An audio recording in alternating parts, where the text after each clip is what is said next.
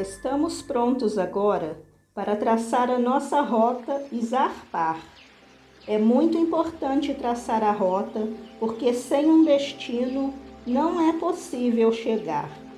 O vento nunca é favorável para o marinheiro que não sabe para que porto se dirige. Sem balizas no campo, não pode haver jogo de futebol.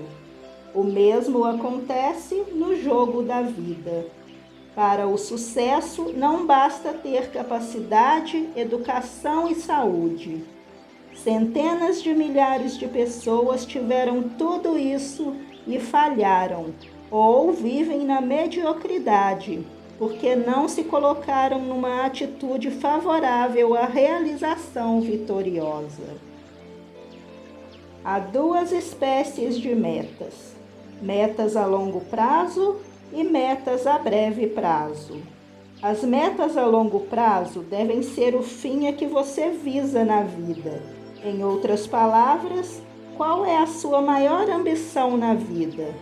Imagine-se daqui a 10 anos, daqui a 20 anos, ou se você está apenas iniciando a sua vida normal de trabalho de 40 anos, daqui a 40 anos.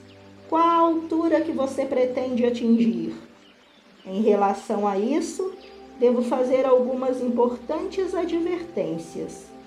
Quando se discute o assunto das metas, a primeira coisa que costuma ocorrer ao espírito de uma pessoa é $1 milhão. O que há de errado nisso é apenas que $1 milhão não é o verdadeiro alvo dos seus desejos. Pode ser um meio, mas na maioria dos casos não é um fim. Neste vídeo, você aprenderá uma fórmula em 3 etapas para a realização dos seus desejos. A primeira etapa dessa fórmula simples é selecionar uma meta a longo prazo. Há mais coisas relacionadas com essa primeira etapa de que trataremos depois, mas é preciso termos certeza de que compreendemos o que será essa meta. Um dos meios de vencer a primeira etapa é conservar sempre diante de si uma imagem mental da nossa meta a longo prazo. Essa meta deve brilhar intensamente diante de nós e ser o nosso farol, a nossa estrela. Sabendo disso, então, não se deve dizer que a meta para daqui a 20 anos é possuir $1 milhão, porque o que a pessoa teria diante de si como imagem mental a todo tempo seria uma porção de sacos contendo essa quantia em torno de si. Não é o dinheiro que você realmente deseja. Não se pode comer dinheiro. O dinheiro por si mesmo não abrigará você das intempéries, nem será uma boa cama para o seu descanso. Vamos reconhecer, portanto, que não é o dinheiro em si que desejamos, mas sim as coisas que esse dinheiro nos poderia dar e o meio pelo qual poderíamos ajudar os nossos semelhantes ou fazer deste mundo um lugar melhor para se viver. Se não é o dinheiro por si mesmo que queremos, mas as coisas que o mesmo produzirá ou comprará para nós, que é então que realmente queremos? Volte-se para o futuro e veja-se com $1 milhão que terá ganho. Como vai gastá-lo? Que estará fazendo? Temos de traçar então um quadro fiel do seu maior objetivo na vida. Está vivendo numa residência bela e confortável? Qual é o estilo arquitetônico da casa? Retrate-o no seu espírito. Que espécie de carro ou de carros estão na garagem? Cadillac, Continental ou Rolls-Royce? Comuns ou conversíveis? A entrada de automóveis é circular ou não? De que lado fica a garagem? Seja específico na criação da sua imagem mental da casa. Que estão você e sua mulher fazendo nessa imagem mental? Qual é a sua posição? Quais são os seus títulos? Como se veste? De que prestígio desfruta na comunidade? Qual é o bairro onde está morando? Quantas peças tem em sua casa? Quais são os seus divertimentos? Não pare aí, continue, visualize todos os detalhes. Acelere o seu calendário mental até o tempo da realização, quando você tiver o seu $1 milhão daqui a 20, 30 ou 40 anos. Como está gastando o seu dinheiro? O que está fazendo com ele? Já tem alguma coisa real e genuína para fazer funcionar o seu subconsciente. Vou fazer um instante de pausa para um breve comentário a respeito do dinheiro. Há quem julgue que a acumulação de riqueza é um mal. Às vezes tem razão os que assim pensam, mas o que frequentemente acontece é que não veem o reverso da medalha. Em primeiro lugar, a riqueza acumulada em detrimento dos direitos alheios é reconhecidamente um mal porque foi obtida erradamente. É impossível vencer à custa dos outros. Depois, há as pessoas relativamente pouco numerosas que realmente rendem culto ao dinheiro e lhe reservam lugar preponderante no coração e no espírito. Isso é evidentemente um mal. Talvez o mal mais comum de nossos tempos, produzido pelo acúmulo de grande riqueza, seja o efeito que isso tem sobre os filhos de pais ricos. Quase sempre essas pessoas se habituam a conseguir tudo sem qualquer esforço. Não têm, por isso, a resistência necessária para sobreviver por meio da luta. Nunca souberam o valor de $1. Aprenderam a apoiar-se quase exclusivamente nas muletas dos pais ricos. Tornam-se assim fracos e complacentes dentro desse senso de segurança que lhes é dado. De um modo geral, estão inteiramente despreparados para os obstáculos espalhados ao longo da estrada da vida. Em geral, as mulheres superam esse inconveniente. Quando os homens conseguem a mesma coisa, conquistam um lugar entre as pessoas famosas. A não ser por isso, o dinheiro é bom. O dinheiro é uma bênção. Permite a existência de grandes igrejas, manda missionários para o exterior, alivia a dor, o sofrimento, a fome e muitos outros males sociais, graças a donativos caridosos. E proporciona os meios para a ação do governo. Sim, o dinheiro é bom. Possam todos os esforços para ganhá-lo com abundância ser coroados de êxito. É preciso que se dê à meta a longo prazo uma grandeza suficiente para que a mesma não possa ser atingida em poucos anos. Torne-a bem afastada no tempo e bem grande, maior do que lhe foi dado sonhar até agora. Seja realista, mas não se esqueça de quem você é e de quem é o seu verdadeiro sócio. Não se contente com a mediocridade. Gostaria de fazer uma pausa para outra breve observação.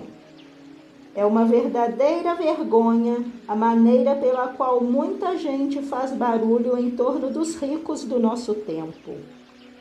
Tenho muitos milionários entre os meus conhecidos, do mesmo modo que tenho outros amigos brancos e pretos, empregados e criados. Muita gente daria o braço direito para ser sócio ou amigo íntimo de um desses ricos. Entretanto, nada há de especial com eles ou diferente com eles. Puseram simplesmente em prática esses mesmos princípios de sucesso de que se trata este presente vídeo. Então, como o agricultor que lança sua semente em solo fértil, cultivaram e cuidaram desses princípios, sendo inevitavelmente recompensados com uma abundante colheita. O ponto que eu desejo acentuar é o seguinte: não preciso de nenhum Kennedy, Rockefeller, Hunt, Getty, Kaiser, Stone, Hughes, Disney ou Ford para ser meu sócio. Já tenho um sócio, o mesmo que R.G. lhe tornou, encontrou. Não preciso de outro. Você também não precisa de outro. Ele está conosco onde quer que vamos. É o maior, mais poderoso e mais admirável sócio que há no mundo. E há uma coisa ótima: você não precisará dar um só centavo para entrar em sociedade com ele.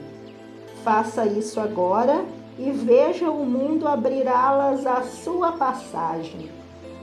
Além de manter uma imagem mental do seu principal objetivo, escreva-o num pedaço de papel e coloque-o num lugar apropriado para que possa passar os olhos por ele diariamente. Conservar a imagem mental e ler diariamente a declaração escrita servem para registrar a impressão no seu subconsciente. Quanto a falar aos outros do seu objetivo principal na vida, há autoridades que dizem: nunca revele aos outros os seus objetivos, porque alguns poderiam tentar dificultar-lhe a marcha. Mas outras recomendam que se divulguem esses planos, pois pode-se encontrar quem, sabendo das nossas ambições, esteja disposto a ajudar-nos. Creio que uma solução satisfatória para essa situação um tanto contraditória seria apenas anunciar os seus planos a quem se julgasse capaz de contribuir para a realização dos mesmos. O resto do mundo só saberá deles depois de cumpridos. Um dos motivos pelos quais algumas pessoas deixam de alcançar os seus objetivos ou não os fazem suficientemente grandes é a crença de que esses objetivos constituem uma tarefa por demais gigantesca. Em vista da realização do objetivo, a carga poderá ser aliviada se a jornada total for dividida em pequenas partes. Não se escala uma montanha de um salto. Divida-se a ascensão num certo número de pequenas subidas curtas e a tarefa parecerá mais leve, ou pelo menos mais fácil de ser executada. Uma razão pela qual poucos agentes de seguros de vida conseguem vender apólices no montante de $1 milhão por ano é que julgam de início esse volume impossível de conseguir. Um bom gerente geral não pede aos seus agentes que consigam $1 milhão por ano. Pede apenas que façam $4.000 por dia ou $20.000 por semana de 5 dias. Essas quantias não são muito altas e os agentes preenchem sem dificuldades esses objetivos a breve prazo. 12 meses depois, conseguiram $1 milhão. Precisamos, portanto, de metas a longo prazo e de metas a breve prazo. Divida o seu objetivo a longo prazo em pequenos segmentos breves e faça desses segmentos os seus objetivos a breve prazo. Confira-os com a sua lista ao alcançar cada destino intermediário e prossiga na viagem. O objetivo e o plano constituem a inconfundível linguagem da natureza. Pensemos nisso um momento. Algumas pessoas julgam que, se insistirem incessantemente em alguma coisa, terão êxito, mas não é bem assim. Trabalhar sem plano é uma insensatez tão grande quanto fazer-se ao mar sem bússola. Um navio que tem o leme quebrado em pleno mar pode insistir incessantemente em navegar a toda força, avançando a todo momento, mas nunca chegará a parte alguma e só atingirá algum porto por acaso. E neste caso, a carga que leva pode não servir às pessoas, ao clima ou as condições do lugar para onde foi acidentalmente levado. O navio deve ser dirigido para determinado porto, ao qual se ajuste e seja necessária a sua carga, devendo rumar diretamente para esse porto, através do bom tempo e da tempestade, do céu claro ou do nevoeiro. Do mesmo modo, um homem que quer o sucesso não deve flutuar à deriva no oceano da vida. Deve não só rumar diretamente para o seu porto de destino com um mar tranquilo, correntes e ventos favoráveis, mas também deve manter o seu curso sob o impacto dos ventos e das tempestades, e ainda que envolto nos nevoeiros do desapontamento e da oposição.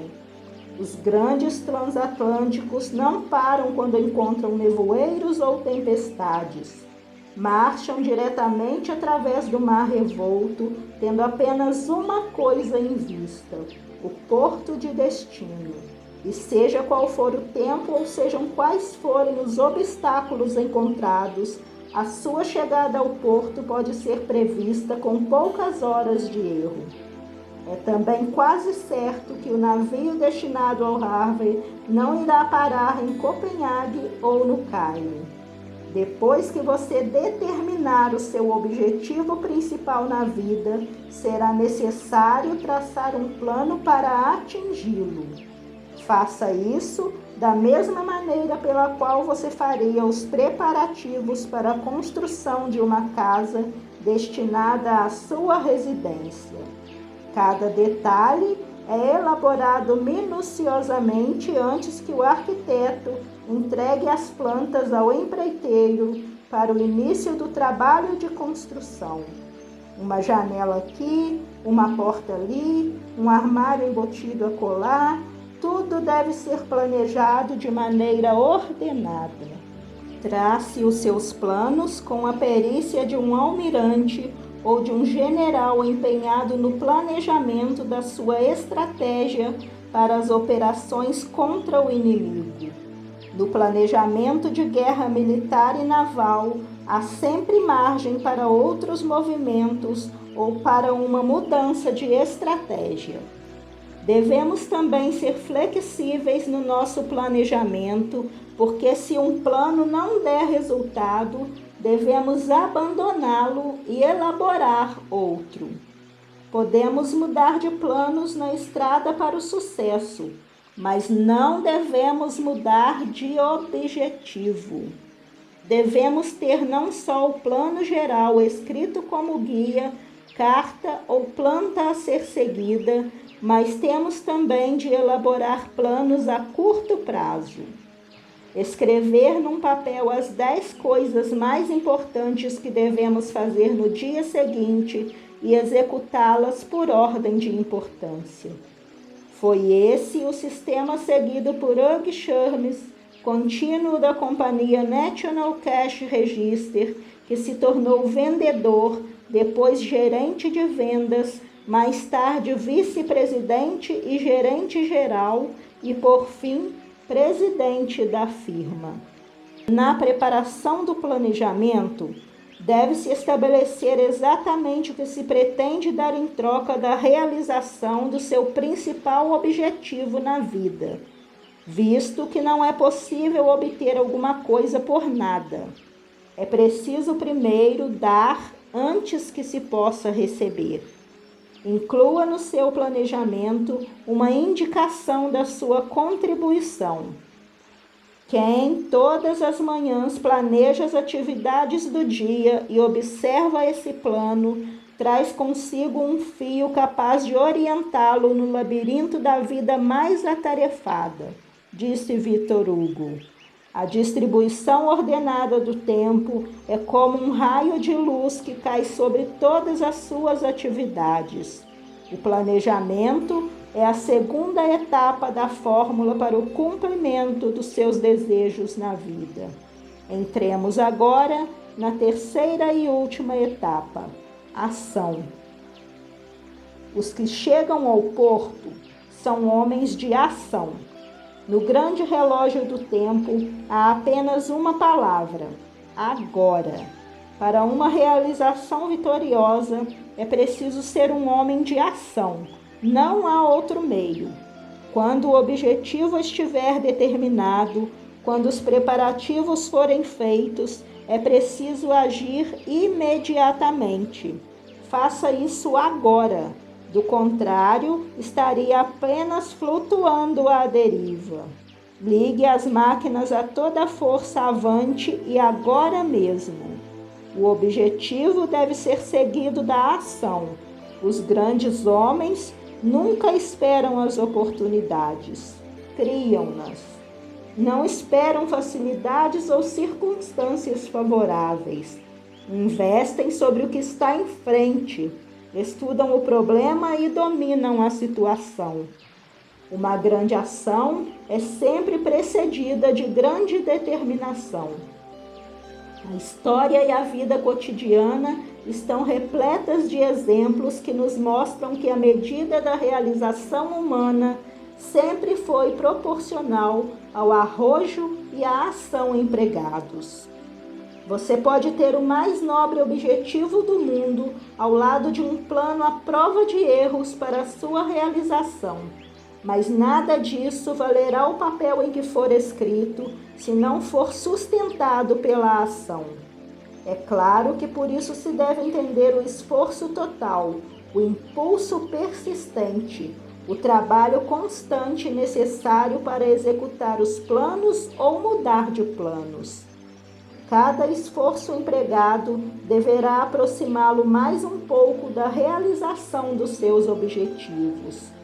A fé em si mesmo ou a confiança própria é a condição de toda a realização. Em seguida, vem o desejo na estrada do melhoramento pessoal e da realização vitoriosa.